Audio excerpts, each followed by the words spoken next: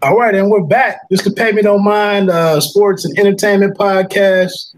And right now I'm on here with the very special guest, 21-0, 12 knockouts, Mr.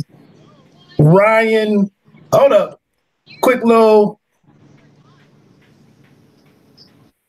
All right, I had to mute my the live feed just in case anybody joins the chat room. So messed up my introduction. Without further ado, Mr. Ryan Mark, what's going on, man? What's going on? What's going on, man? Glad to be on. Obviously, you said you just came down from the mountain. You want to tell anybody what's on the agenda for today? Well,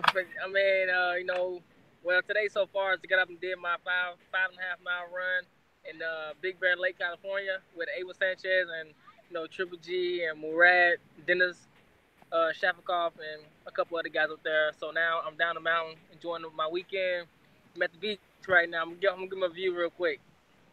Oh, that's lovely. That's lovely. Yeah, so how often are you back in Cleveland? No, actually, I moved out of Cleveland. I'm out in LA permanently now. So okay. It's my home now. Well, no, Chattanooga, Tennessee is always my home, but since for training purposes, I moved out to LA. Big Bear is not too far from LA, so I go back and forth from here. Okay. A couple of you guys representing Tennessee right now with Plant, Sweet Hands. Yeah. Delay, I think, might be from Tennessee. Yeah, Delay fought last night against Christopher. Christopher looked good last night, man. He was fast. Delay just got a slow start. Delay never adjusted. Like he never tried anything different. He thought it was a power puncher. He never establish his jab and try to work on things. Create a game plan for himself, because what he thought was gonna work didn't work. So right. And he just let Christopher's confidence build, and everybody can see that his confidence went out the window by round 3. So then Caleb Plant out there doing his thing. Hopefully he get that title shot he's looking for, and just keep putting on for Tennessee. Okay. What else is going on in the Tennessee boxing scene while we're on that topic?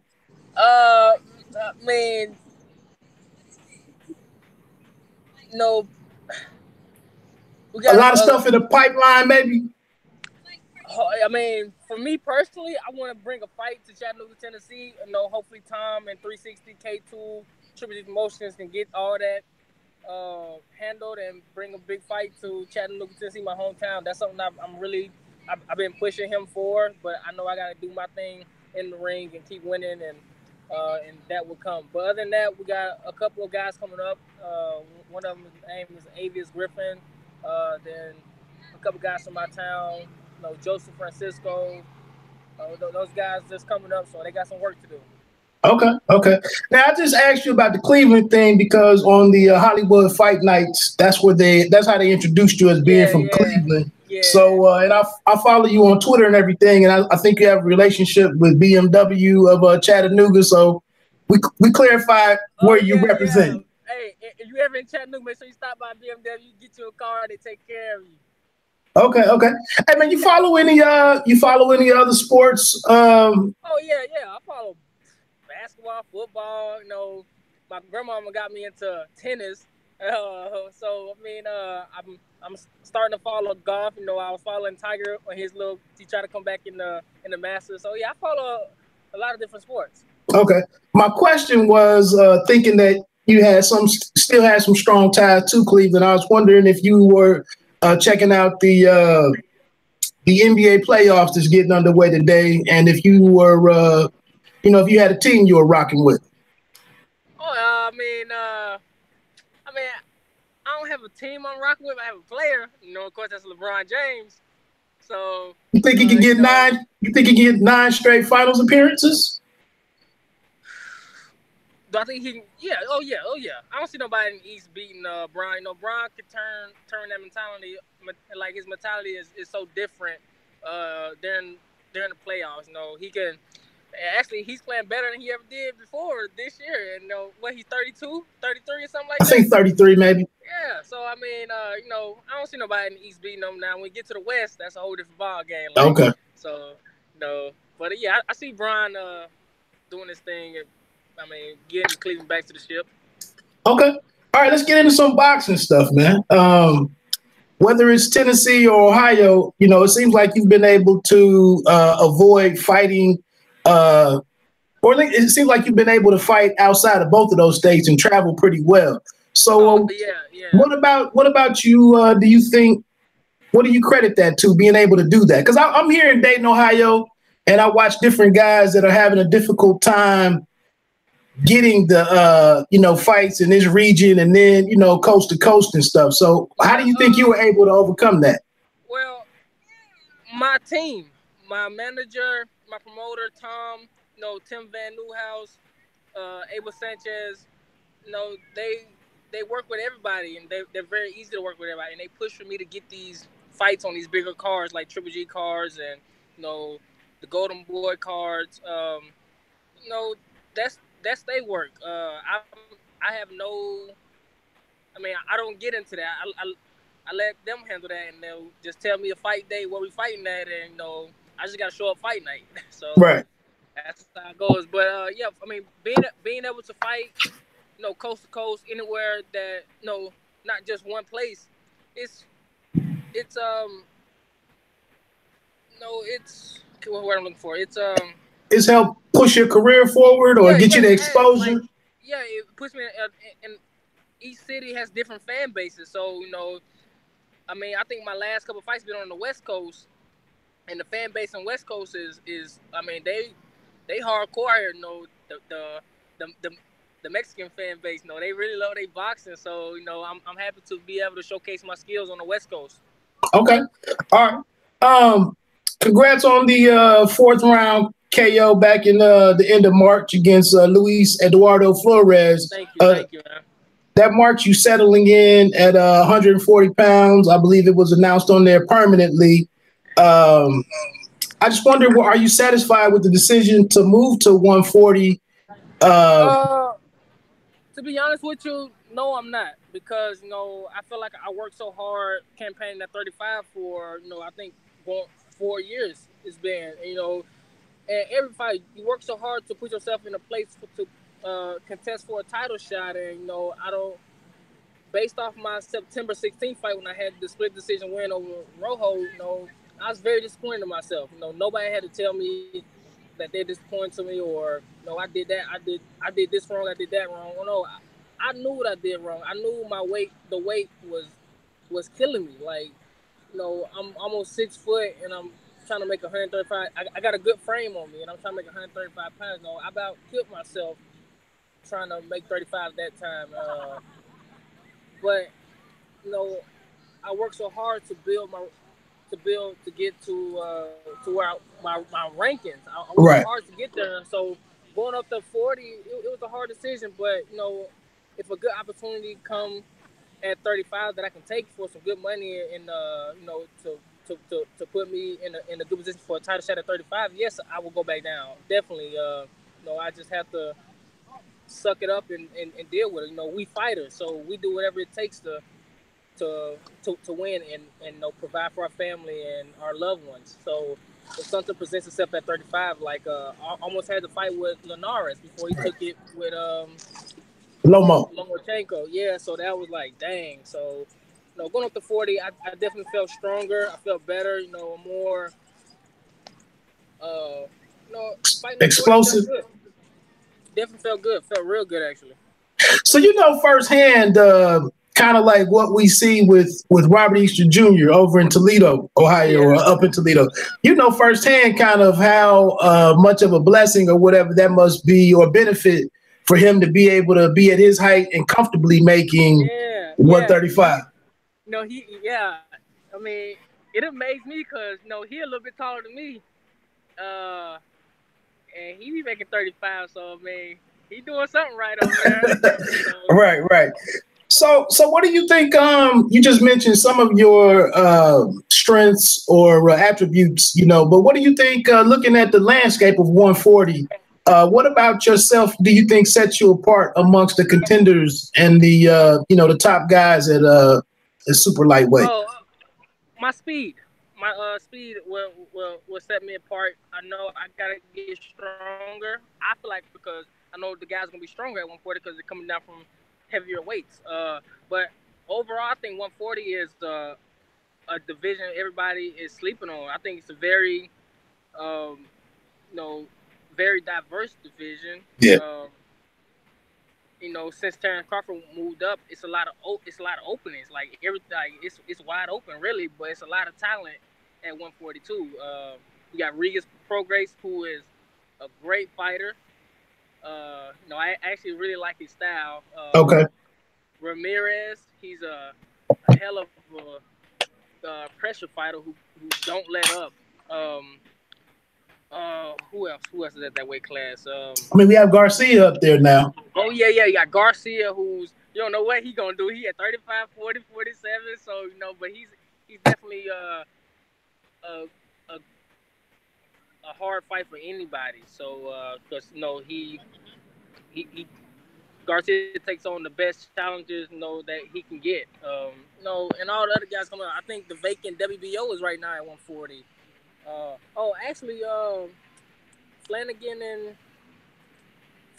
and Hooker is fighting for the WBO title. Okay, yeah, correct. Coming up. So I had the opportunity to share the ring with Hooker and Big Bear, help him get ready for one of his fights.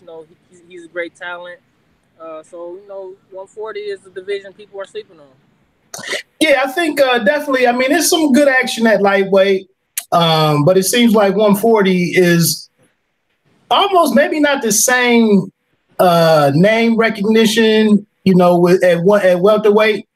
But in my opinion, the depth of 140 is a little better than welterweight right now. You think so? Just a tad. You have a Relic out there. Sergey Lipinets did well, unexpectedly well. Baranchik is on the way. Oh, yeah. And also, you got that kid that Sonny fought. Ergashev. That's another one who's, I think he fights maybe next week. So next week? I think it's next week. It's within the next 2 weeks or something. Okay. Yeah, 40 definitely a weight class people sleeping on, just a lot of up and coming fighters that's hungry for a world title, and that's the same thing I'm on. Right. I guess it's just preference and everything, but I guess what I was aiming at was that it seems like business is more easily able to get done at 140 versus the gridlock at welterweight. Actually, speaking of that, I just seen something Sean Porter put out. I think he said something about Keith Thurman. It's hard business at 47 right now because none of the champions are fighting each other. So right, and then nobody really wants to fight Errol Spence Jr. Yeah. So, like I said, it's not that it's better at 140, but I just think making a deal, making a fight is a little more easy. Yeah, I can see that. Yeah. But anyway, like I said, I'm excited. It's very deep. I do see some opportunities for you. You're a guy that's already up at 20-something, 21 wins. Do you think it'll be easy to get your rankings going at 140? I see it happen for some people as they go up in divisions. But do you think that's something that over the next couple months that you should pop up and Yeah, I don't think me getting ranked at 140. I think in the WBC they already put me at number 8. Okay. So, I think the WBA and the WBC organization, they're gonna stick with me, and hopefully they support my decision to go up in weight, and I go from there.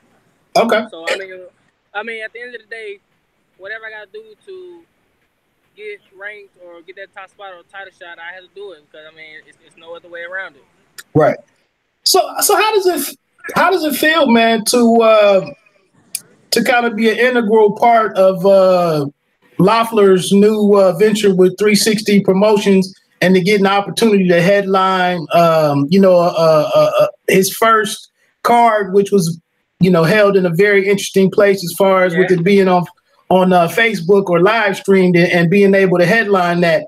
Do those types of accomplishments mean something to you? Yeah, it's since since I got released from the 50 Cent thing, Tom has did a lot for me, you know, and it's all been verbal. And you know, he always stuck with his word, and you know, I'm excited to be a part of the 360 show, and you know, fighting in Hollywood. You know, actually, it was a great turnout. It was a better turnout than I thought it was going to be. You know, stars came out.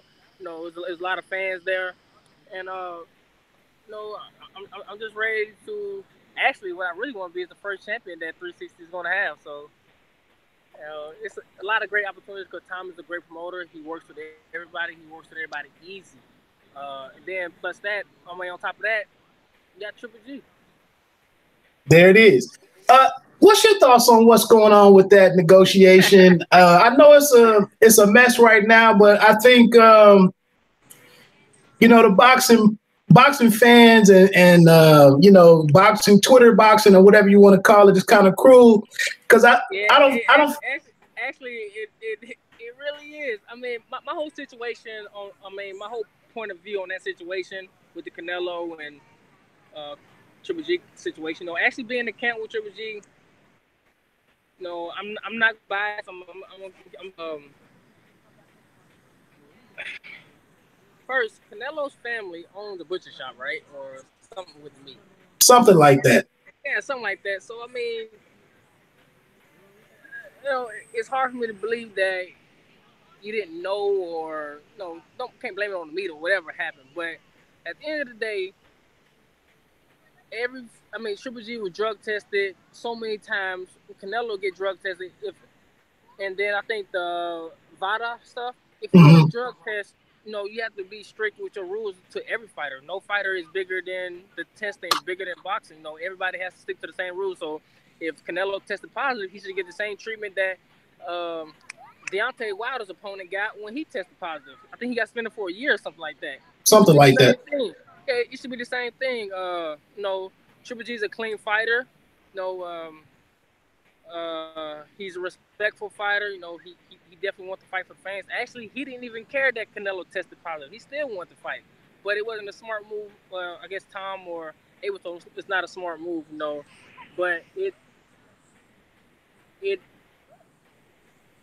pissed off a lot of people. It pissed off a lot of fans, you know, who already booked their stuff for Vegas and stuff like that, and they put Triple G in a hard place, you know, because of Canelo can't fight.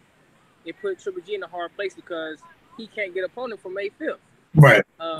One organization don't approve this guy, that guy, all that stuff they got to go through, and I had read something last night where he can't fight.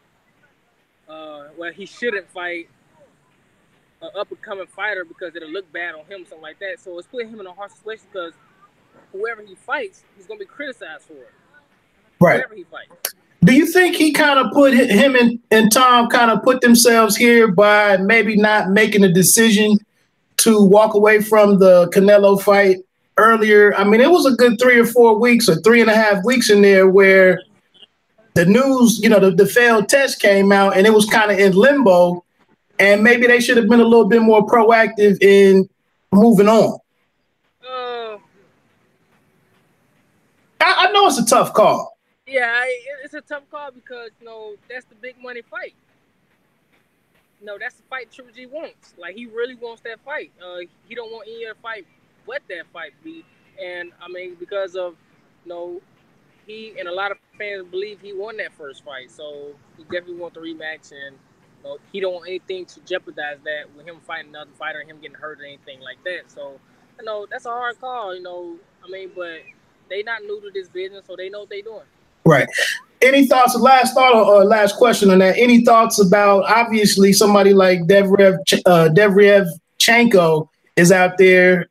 He's a mandatory or kind of deserving of that shot against Triple G.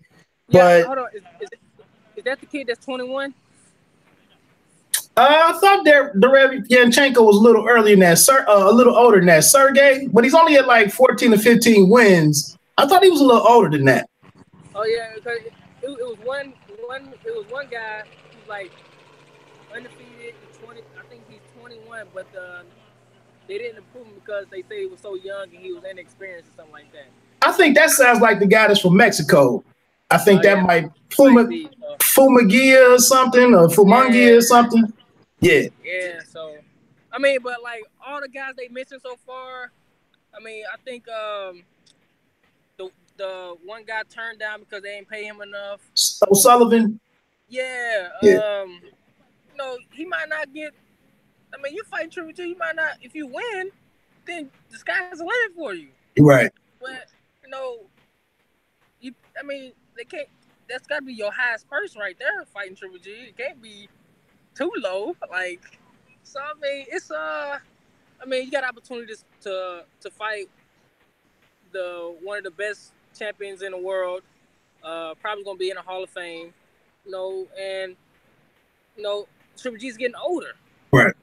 He's getting older, and you take your shot. Like that's one thing that came to my mind when they offered me. Well, when I heard I could be getting that Linares fight, I was like, heck yeah! Like, well, he's older. I know he's good. Don't get me wrong, he's good.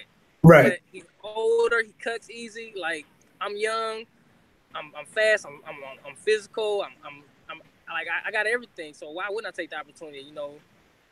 I mean, people just gotta take these opportunities and capitalize on them. Right. Yeah, I think the fallout of this fight of the Canelo Triple G situation is put a lot of awkward situations on a lot of people that are looking at offerings, and now it looks like Venus Matarosian might be the guy who's been inactive.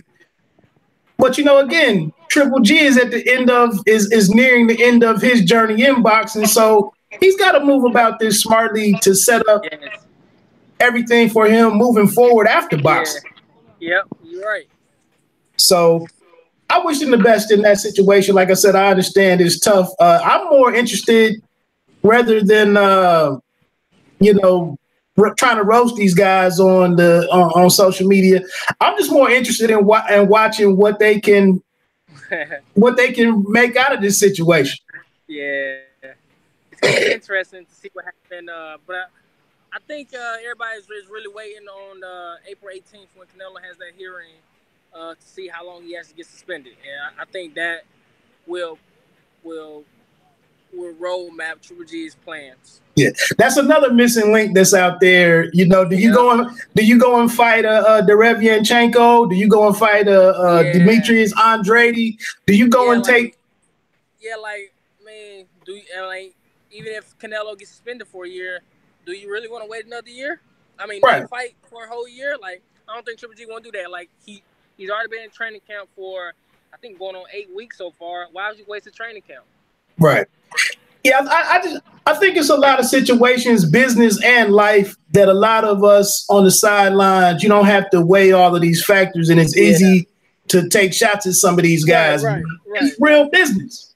Right. These are multi-million-dollar decisions that have to get made in a short amount of time. So we'll see how that unfolds.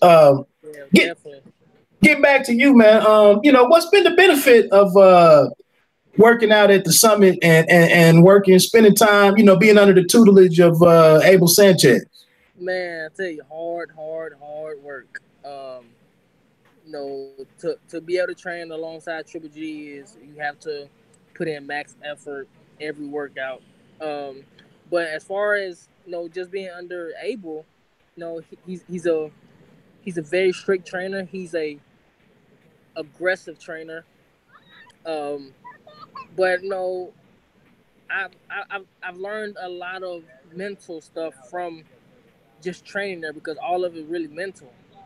Push yourself to the limit. Not stopping when your mind says stop. And being able to spar with all the Russian fighters that come there. It's a lot of Russians that come there all the time. And it just benefit me overall because I'm setting down on my punches more. I'm becoming more powerful, and I'm also becoming smarter all around. Because Abel, he nags on me, and he makes me think about my next move. Setting up this move, that move. And actually, one thing people don't know about Triple G is if a casual fan's watching him, they think he's just a headhunter, power puncher, straightforward knockout artist. I spent one day with him. Well, I spent a lot of days with him, just working on like little techniques, and this guy's actually really, really, really smart. Like his wheels are really turning in the ring, and that actually surprised me. I'm like, man, this guy's really smart. Like he really know what he's doing. So just being up there, it's Big Bear is not for everybody, but if you really want to be a champion and you really want to take your talent to the next level, you have to sacrifice things. You have to go out your comfort zone and go to training camps and or go to different places like Big Bear or whatever your preference is. Now, you were disappointed in the Rojo performance. It was a very dominant win against and stoppage in Florez. What do you think that you corrected? Did you please yourself with that performance and was able? Was Sanchez? Was that performance acceptable? In his opinion. Abel did like the performance. He was impressed with how I listened to him and me sitting down on my punches. It was some things that he didn't like. But comparing the two fights, that's hard because I was at 35. That fight was at 40. This fight, so I can't really say. Uh, but changing things, I wasn't moving as much as I did in the Rojo fight. Maybe because I had more power. Maybe because my body felt better. I had different coaching staff too. Um, so, but did I please myself? Yes, I did because ever since before this fight, the September fight, been on my mind heavily, and I think about it all the time. Sometimes I still think about it. It was like, dang, like I almost lost. Right. Like, that's a huge hit to take in the chin. Like, boom, like things could have been so much different. So I'm gonna keep building off that, and but I actually think that I needed that fight. I learned a little bit about myself. I learned that when I'm hit with a hard situation, I got to dig deep, do whatever I got to do to win. I knew at one moment in that fight I had to do something. I knew I didn't have no power. I knew that when we was hitting mitts. I like, okay, this is gonna be a long night. Like I ain't got no power. I think my coach even knew that when I was hitting mitts. And I think about round 5 or 6, I said, man, like I just gotta throw some punches. Like right. That's all I can do. That's all I can do. I know I ain't gonna knock him out because I ain't got no power. So and then when that point got deducted from me, I was like, shit. I mean, but I learned that I can take a hit in that fight. I learned that I had heart and I can dig deep. So I think I needed that fight actually. That's kind of a very beneficial experience, to get a win when everything goes wrong. Yeah. And that's a major part. That's saving your career right there, because a loss in the wrong position sets you back. And makes the hill that much steeper to climb. So yeah. And actually, like going into this my last fight, I'm more confident in taking a punch. Like, so there's benefits of that fight. All you can do is learn from your wins and keep it going. Okay. Kind of not what I planned on, a topic I didn't plan on touching on, because I kind of don't know where this guy is in the mix at 140, but he's a big name at 140, and he's a guy that's kind of in a make or break situation. Coming up on the 21st would be Adrian Broner in a tough matchup against Vargas. Yeah. Just for anybody that clicks on this, any thoughts on that matchup? Me? Yeah. Oh, no, I like Broner a lot. No, he can be controversial. And sometimes it make you scratch your head, but man, like I've been with him a few times in the amateurs, but if you get him alone, like it's just you and him, he's a great dude, down to earth, like smart, he can be like a brother to you. But on camera, that shit go out the window. But I think he definitely need this win to turn his career around. It'll be a big. I know he's a four division champion, but this win will be like, boom, Adrian Broner back. Actually, I read an article where he switched trainers. Yeah. I think that's pretty good. Him changing stuff up. I hope he's taking it more serious now. I think he's down in Florida now. So, yeah. That's good. And Jesse Vargas ain't a pushover either. So it's gonna be a very tough fight for him. Actually, I think Jesse Vargas is a tougher fight to him than Figueroa. Okay. Because Figueroa, you know what Figueroa gonna be. Right. In your face. Vargas can move a little bit. He can box a little bit. But I think Broner, he has all the tools to beat him. He's fast. He got good power, good footwork. I mean, he's smart in the ring. He just have to put it all together. But I think a good win will, put him back in that top tier. But I think it's at 44, right? Yeah, I think they did make this once Vargas came in. Oh, that's true. That's true. I think they did make that. 40.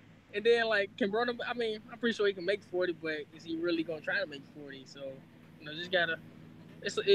It's a lot of things because I think his last fight when he fought Garcia, he was talking like he's taking everything serious, everything changed, and every time he said that, people believe him.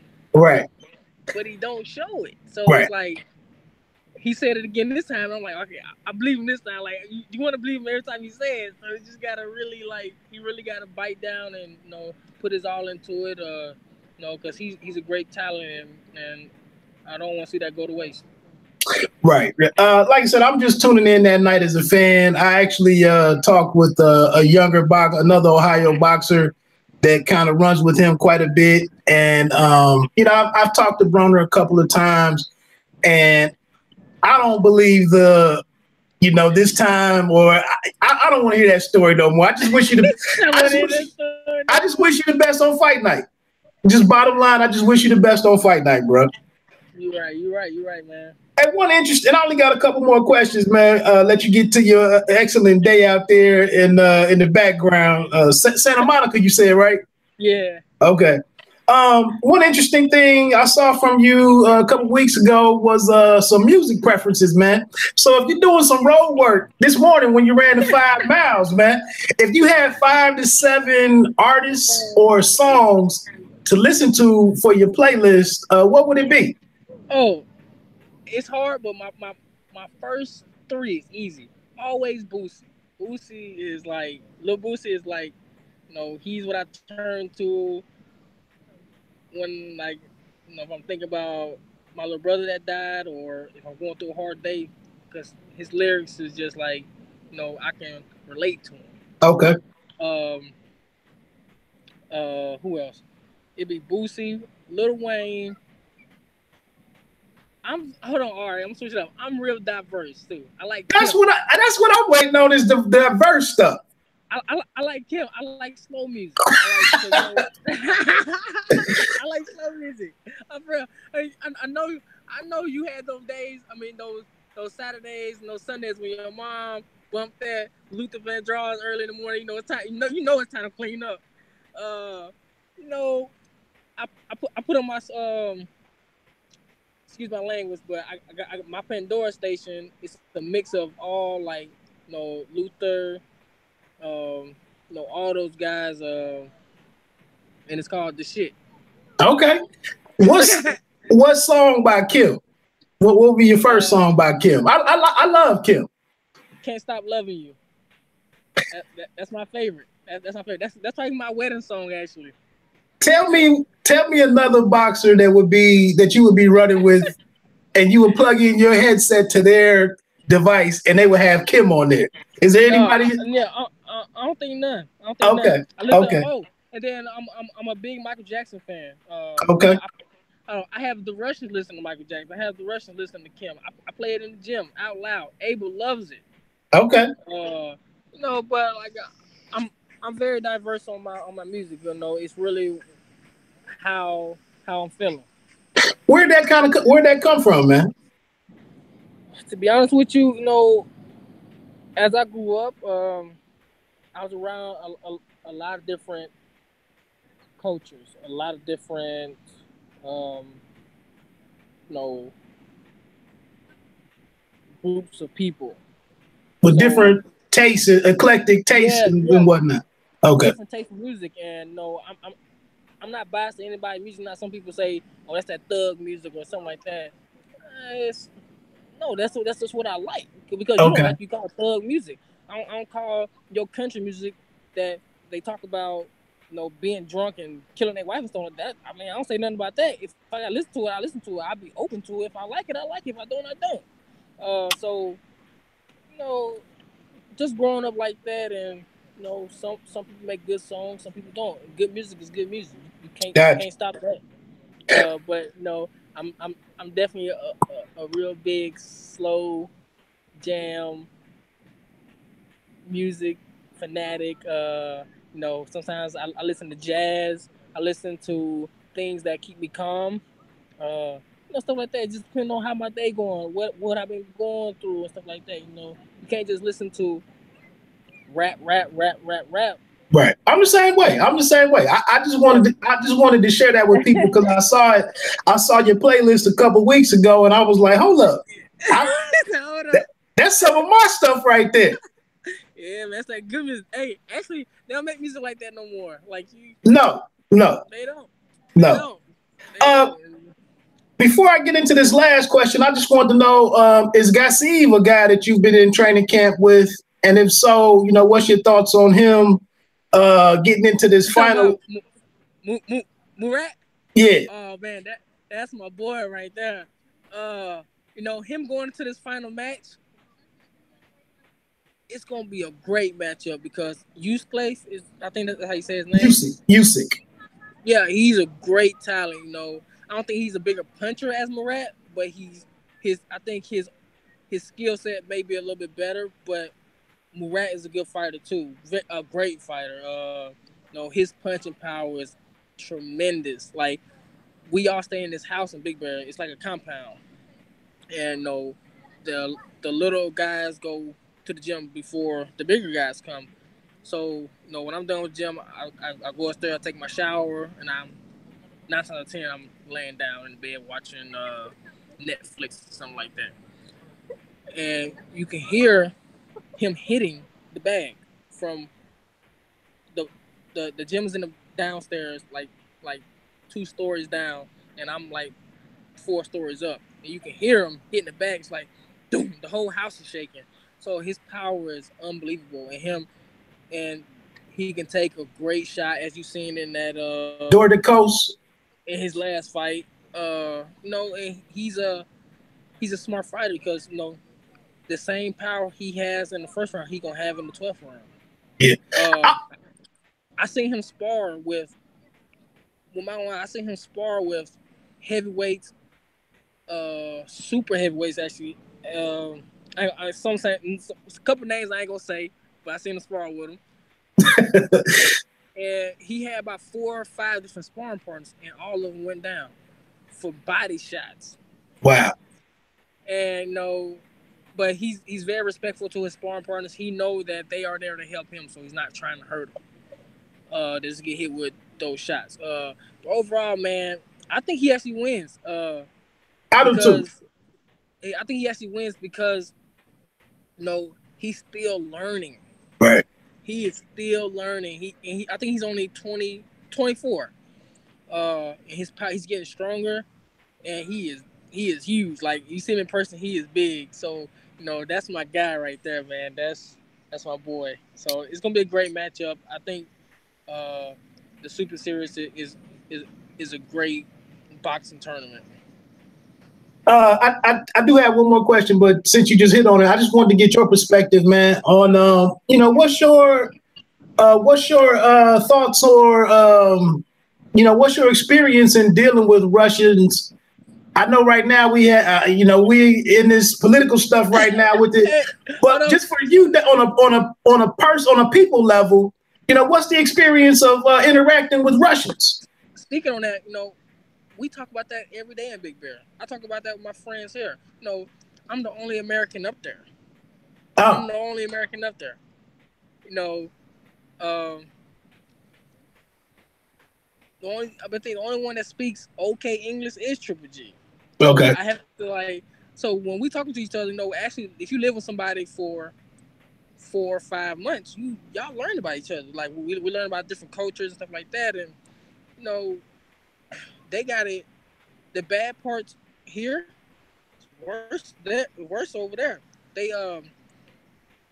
they tell us about how some people can talk about Trump here. You can't talk about Putin over there. Like you won't get the same.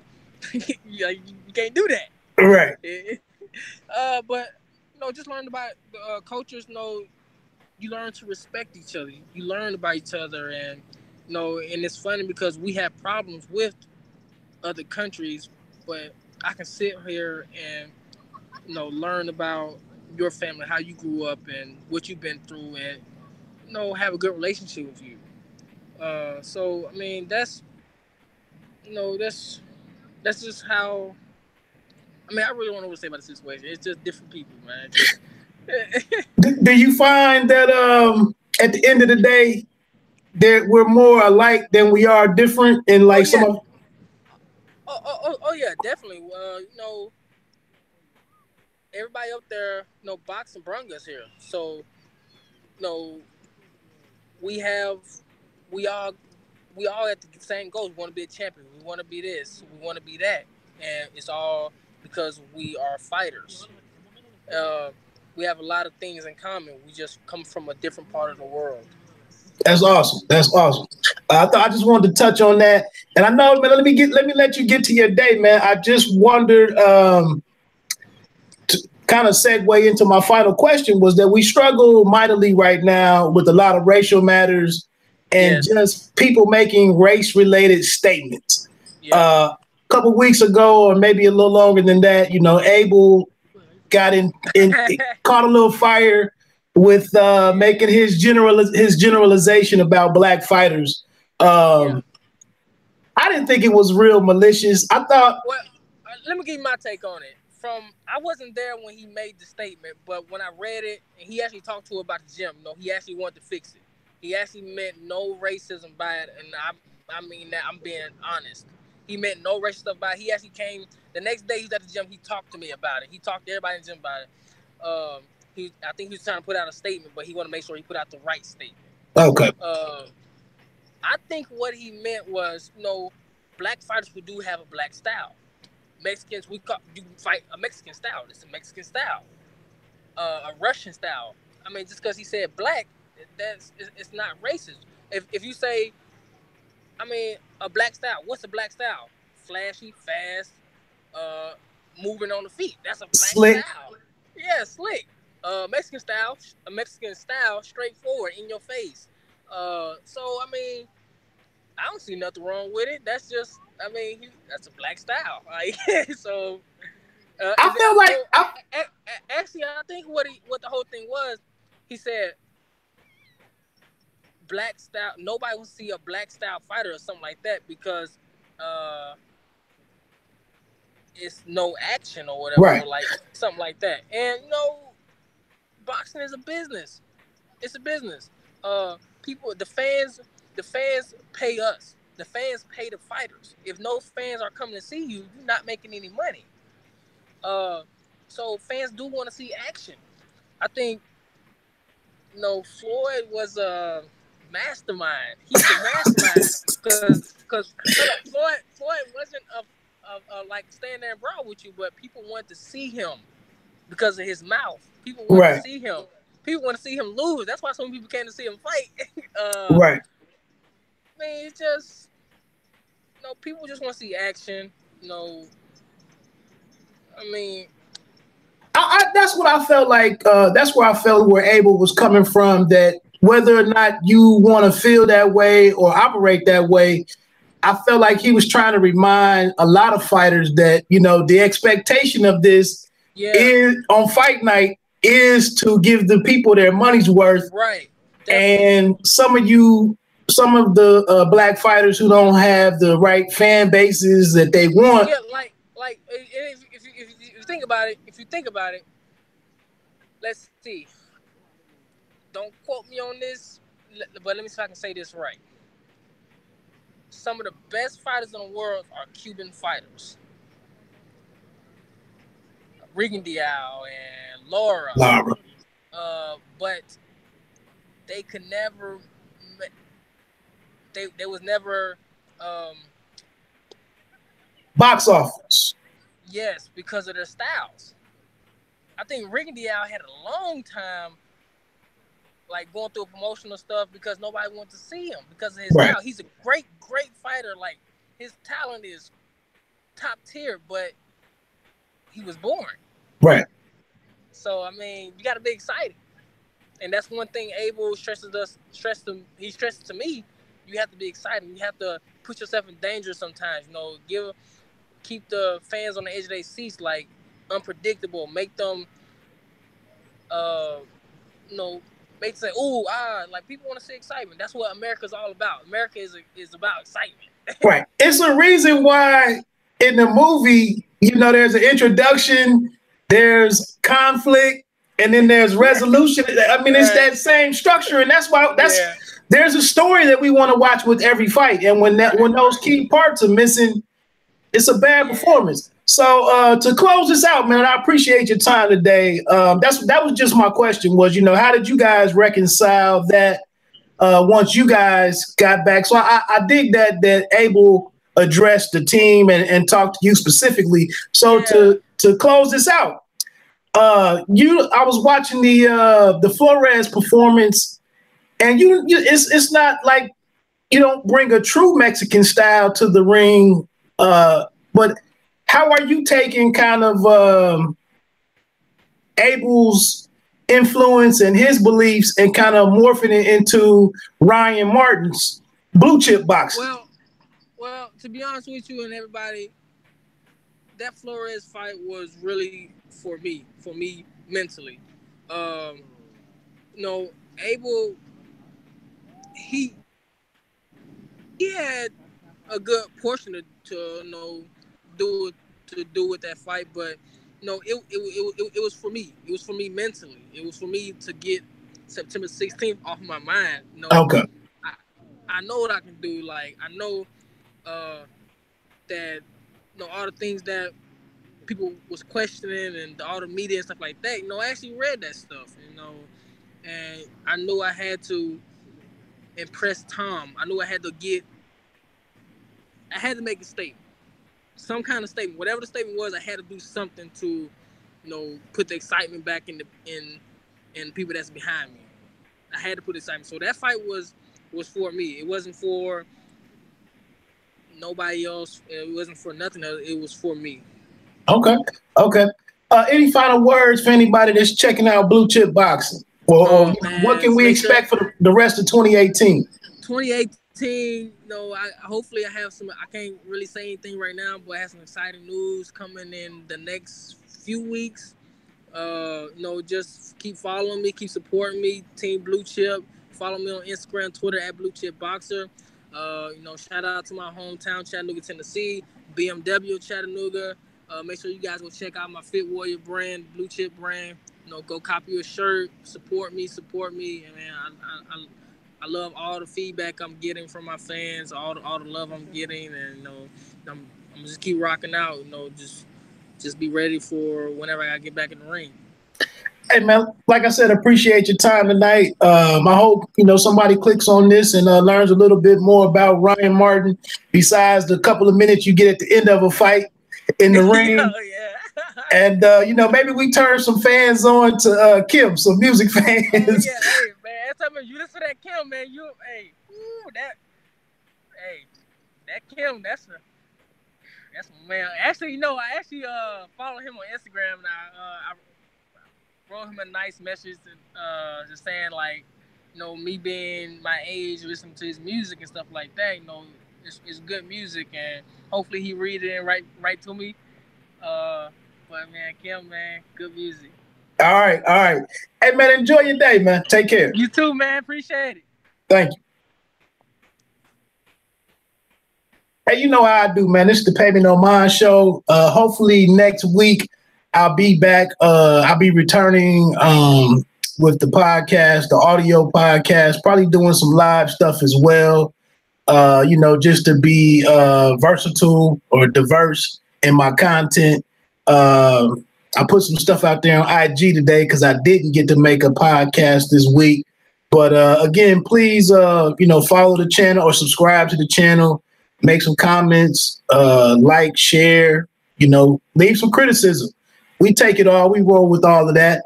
I close out everything, man. And I done forgot my closing thing. You don't have to be great to start, but you have to start to be great. I think that's Zig Ziglar. But anyway, enjoy these NBA playoffs, man. I'm getting ready to get to that now. And peace.